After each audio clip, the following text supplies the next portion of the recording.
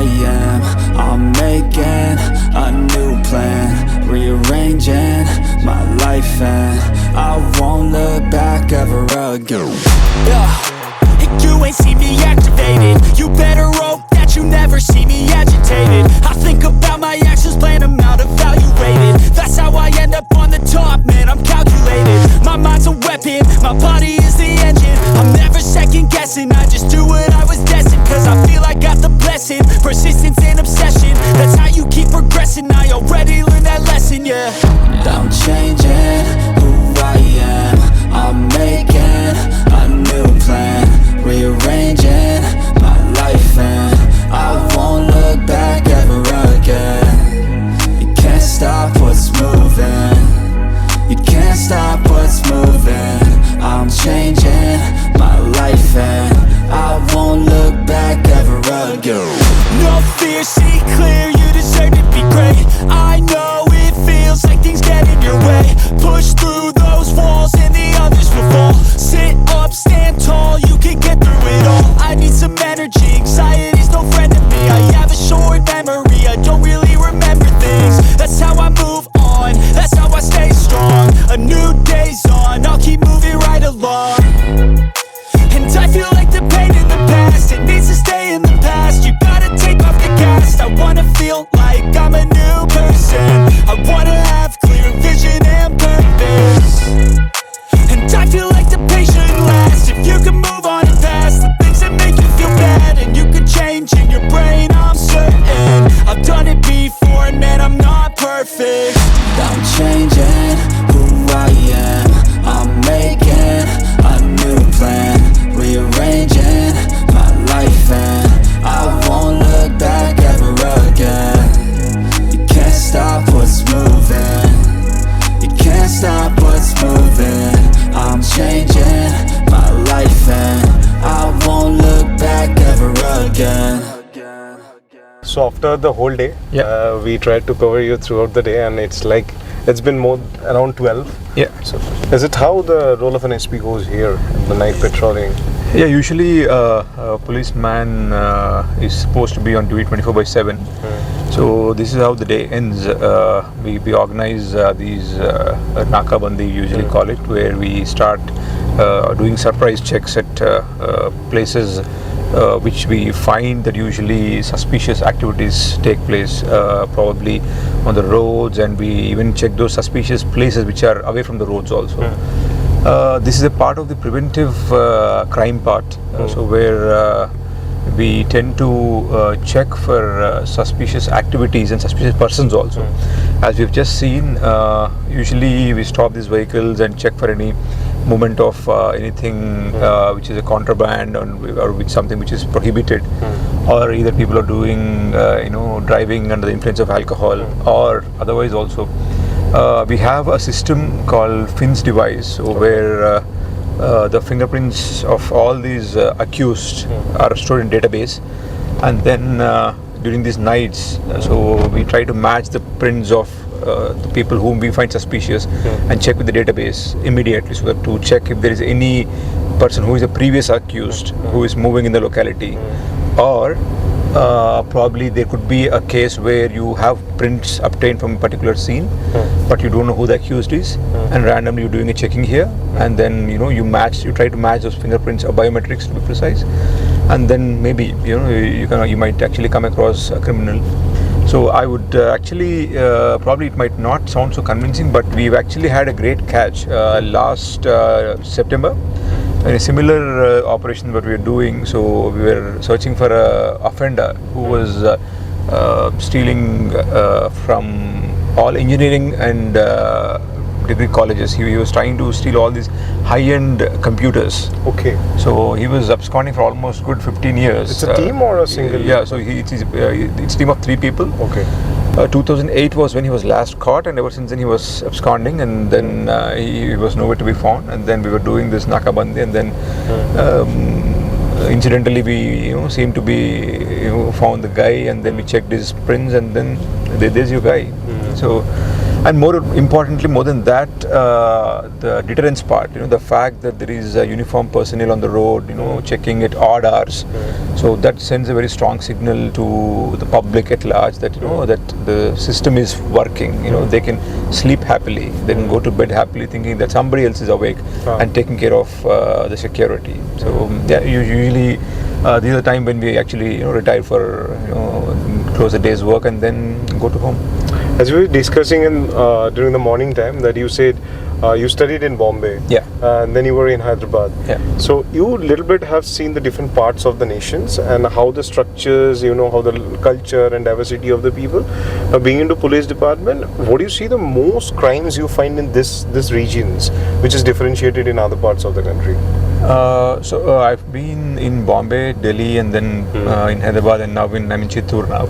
So the pattern of crime, yes, of course, it varies based on geography, socio-cultural equations, and the economic patterns also. So in this part of the country, especially in southern part of Andhra Pradesh, so a majority of the problem is with, at least in this district, used to be once upon a time, even now also is with red sand smuggling. So that is very specific to this particular area. And apart from that, this being a border area with Tamil Nadu, so usually a lot of offences, property offences happen. People, make use of this, this being a border area, you do a crime here, then you run into Tamil Nadu. So we won't be going and checking there. So they do a crime there, they come here. So that movement, kind of causes a bit of problem.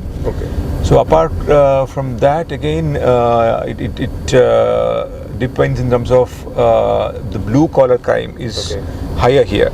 Can you differentiate that? Yeah, so basically white collar crime or those cheating crimes where you have high, you cheat public at large for for a good sum of money. So those sort of crime is little less here because the standard of living is a little low. So, and then there is a subculture also that I see in this part of the city, at least if you see in my limits. So there is a subculture where you find slums, and you find people living in ghettos, and then they have their own subculture where you will find certain amount of violence also a part of their life. So violent crime actually is higher in this part of the country, at least in this part of the state also. What is the reason behind? So that's why again I would see that to a certain extent unemployment and followed by very low standard of living. So that actually gives scope for these folks to those pent up energy they want to spend somewhere, especially that age group of 18 to 30. So it's a very volatile age group, and if you don't expend those energies in a proper direction, yes, they are the ones who are more prone to crime. And secondly, again, as I've told you, the underdevelopment part where education as such is not that deep into these pockets. So that's another reason why these folks they tend to take up crime as a part of their livelihood. And third thing, another interesting thing that you will be surprised to know is this part is prone to they brew something called ID liquor. So it's called arak in many places. So it's so prevalent that they actually make that as their livelihood. So people live on brewing ID liquor and then supplying it to places and making money out of it. So as a policeman, the problem is it's their livelihoods, yes, but the law says you can't do it because it's very fatal for health. But law is law. So what we try to do in such scenarios is we try to balance the legal action with social action also. You try to give them an alternative livelihood and make sure that they are weaned away from this occupation which is not allowed by the law, and which is actually fatal for society at large. So that's another area, interesting area in this part of the country. So you don't find such things in probably Bombay or in Hyderabad city. So their white collar crime is very high in terms of because economic activity is higher.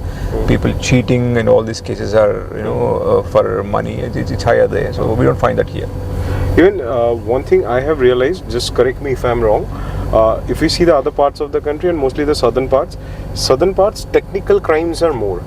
Somewhere I believe here the youths are might be technologically sound. I'm not saying the other parts they are not technological sounds. what is the reason? And if we talk about youth, like we are also that, you might be some years elder than us, but the crimes are, as you mentioned, 18 to 30, and then the tech savvy crimes. What is the main purpose, and why we can't take care of it in a prominent way? True, as you've said, that's because probably in this part of the country, maybe Andhra Pradesh, Telangana, Karnataka and Tamil Nadu, so the exposure towards technology is very, very high. That's probably because we've had a prevalence of engineering colleges, where you were producing technocrats year after year, and most of them are unemployed. So you're producing people who are tech friendly, but you don't have good jobs for them. So that gives an idea that probably you have all the skills, but you don't have the necessary jobs to do. You put those skills to good use. Then you probably take up crime and see innovative ways of using those technology to indulge in crime and then make a living out of it. So that's one major problem, actually, as you've told. With advancement of technology and how it is put to bad ends, where rather than putting it for the betterment of society or for earning a livelihood, people actually are using very novel ways of technology to fleece others. So to the extent that, in fact, we've had a couple of interesting crimes here. So it reminds me of a particular case where there's something called Aadhaar enabled payment services, so where you use your biometric to draw cash from a particular bank or bank correspondent. But then we've had a case where probably an engineering graduate, I think, so that fellow, he's designed a system where he was where he actually manipulated people in good to see your mains are working at the night. Yeah, man. So if you can show that one, the people are working, so it's still 12 and they're still on the field. So good. Yeah. Yes, sir. Continue. Yeah, so that's another interesting. As I was talking about Aadhaar enabled payment services, where that guy was using interestingly polymer to design biometric, and then you use it to draw somebody else's money. So that's pretty sophisticated technology. But then DNA matching. Not DNA matching, I'm saying, but the biometrics part. So what they do is they come to your home and then they ask that you have to give your biometric for some other purpose. Let's say I'm coming from a bank and I want to check your details, and then what he does is he uses a polymer. When you use your thumb on that, then he takes an impression of that particular thumb, and then he uses a polymer, and then he puts on his finger and then goes to bank or an ATM and then uses that thumb to draw money from your account, because he already has your Aadhaar and other KYC details. So he was matching it up, then he was making money out of it.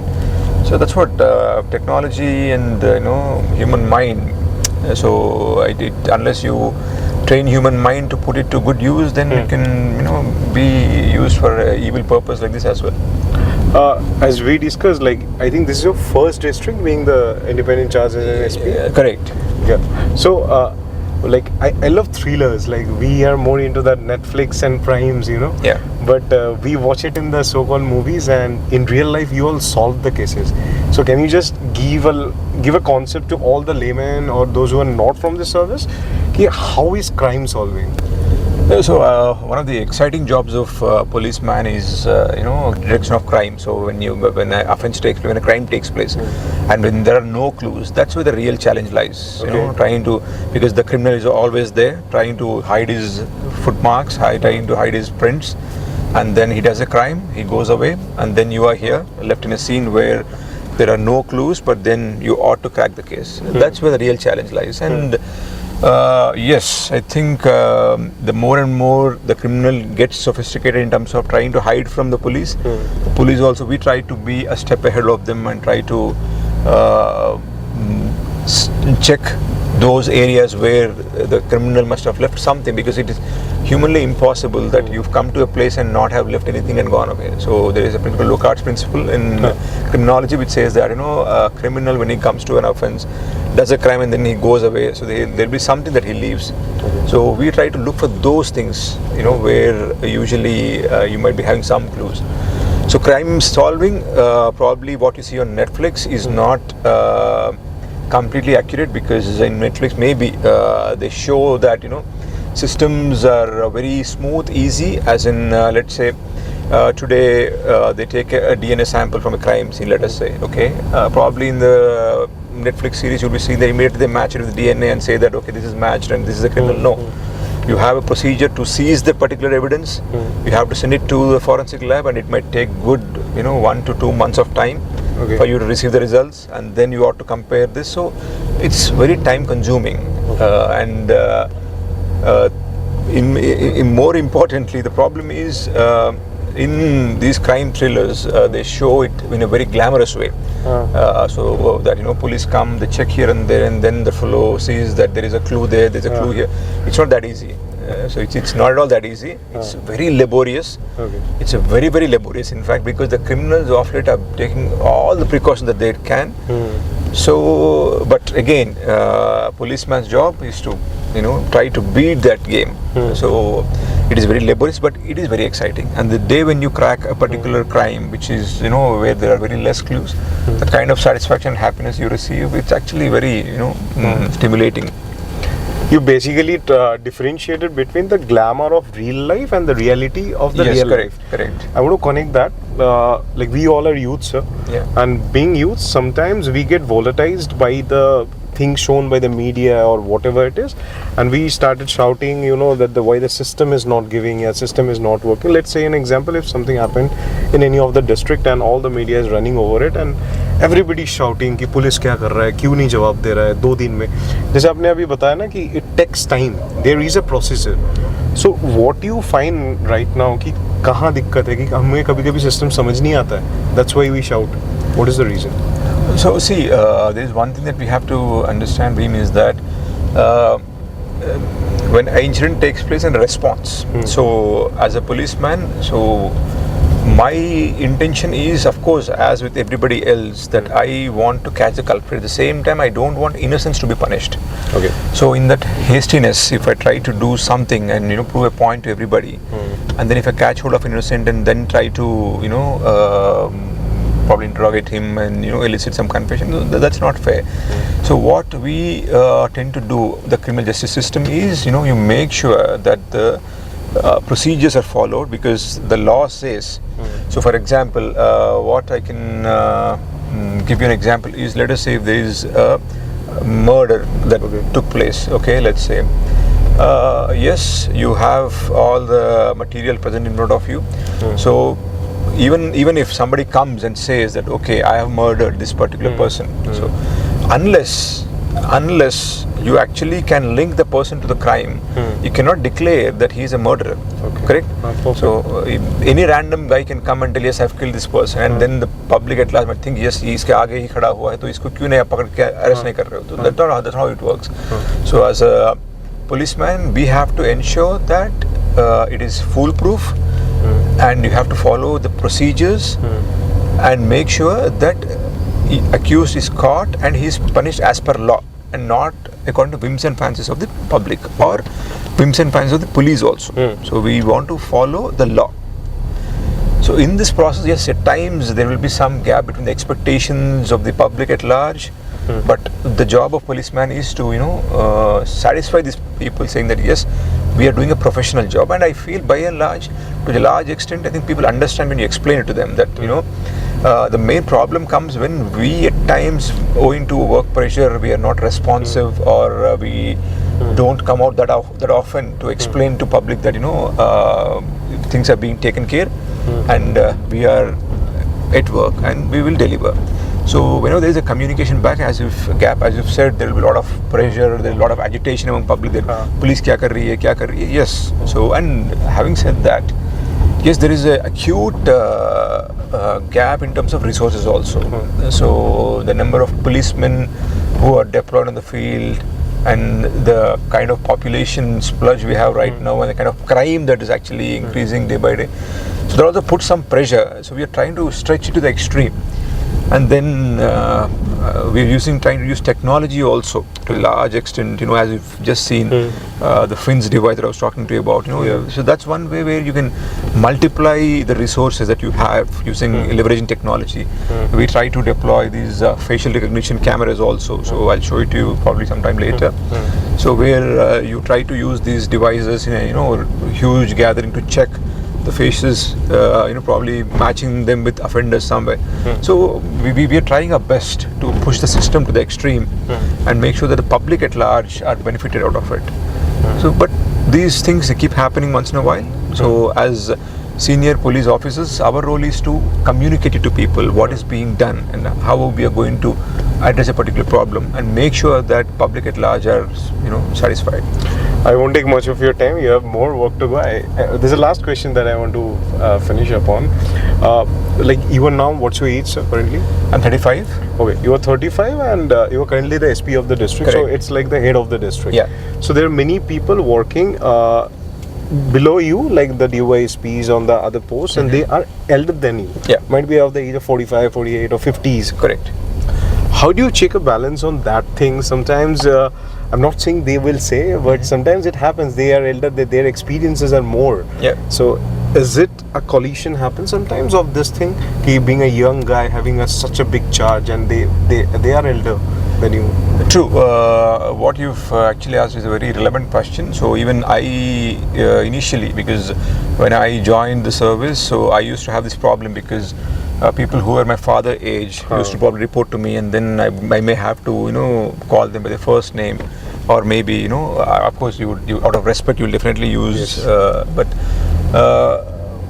having said that, there is a system, and they also understand that it's a hierarchy that has to operate. But I don't try to impose the seniority on them. Rather, I try to create an atmosphere of teamwork. Okay. So you've just seen my folks with whom I was interacting. So everybody there are definitely elder than me. Yeah. Some are in their 50s, in their probably in their 40s, late 40s. Everybody's elder to me. But as you've said, they have got a lot of experience, and policing as such, I feel, it is not such a knowledge-intensive area. It's more experienced-based subject. So I try to learn a lot from them also.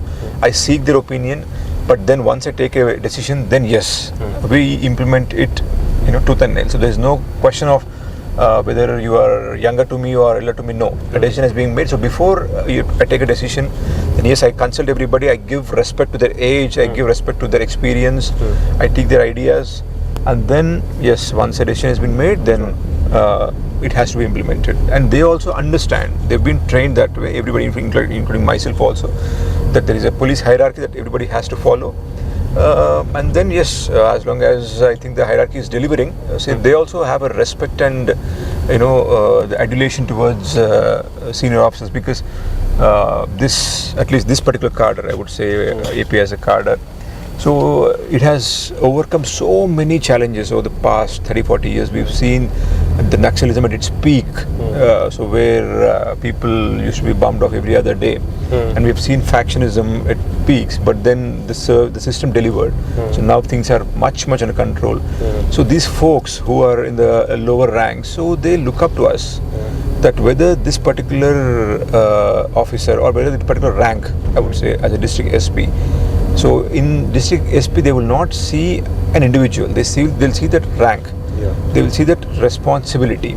That whether this particular person is actually delivering or not. Yeah. So when they see, they believe, and when they believe, they will abide by whatever you tell them. So that's how things run.